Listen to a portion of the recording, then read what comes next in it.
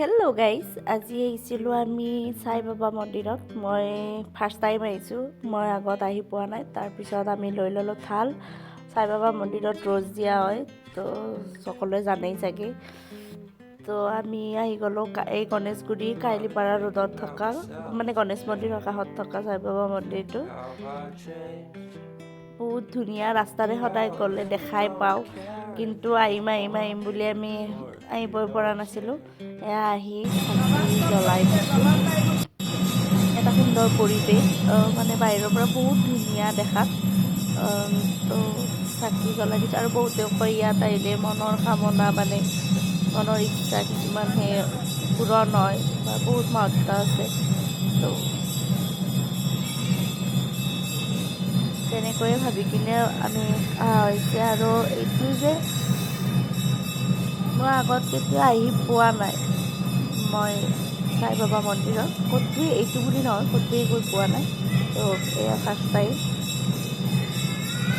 আপোনালোকে শুনিয়ে আছে চাগে, ওপৰত আৰতি চলিয়ে আছে, আৰতি ষ্টাৰ্ট হৈয়ে গৈছে। মানে আমি গমো নাপাওঁ যে আৰতি চলিব, কেতিয়াৰ পৰা চলিব, কি চলিব। আমি ৰেণ্ডম দি আহি গৈছোঁ, আৰু আমি লাকিলি পাই গৈছোঁ আৰতি।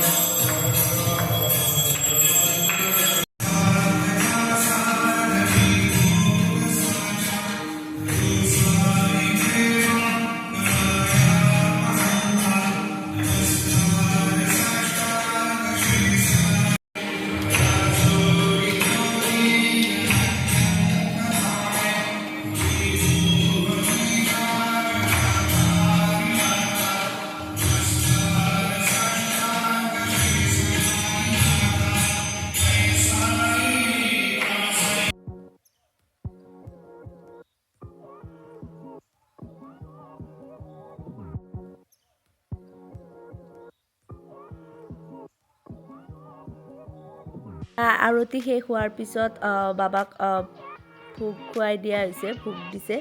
তো মানে ইমান পজিটিভ ভাইবছ এটা ক্ৰিয়েট হৈছিল, মানে যেতিয়া আৰতিৰ ধুনটো বাজি আছিল, মানে কি ক'ম, মানে ইমান পজিটিভ এনভাইৰনমেণ্ট।